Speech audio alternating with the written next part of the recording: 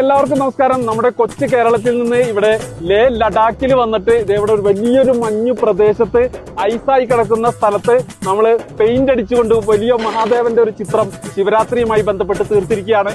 ഐസിൻകട്ടയിൽ വലിയൊരു മഹാദേവന്റെ ചിത്രം ചെയ്യാനായിട്ട് നമുക്ക് അവസരം തന്നത് കൈലാസം മെഡിറ്റേഷൻ ആശ്രമത്തിന്റെ പ്രതിനിധി കൂടിയായിട്ടുള്ള ആചാര്യ ആർ വിശ്വനാഥാണ്. ഭാരതത്തിലെ തന്നെ ഏറ്റവും വലിയൊരു മെഡിറ്റേഷൻ ആശ്രമ സങ്കല്പങ്ങളിലേക്കാണ് നമ്മൾ പോകുന്നത്.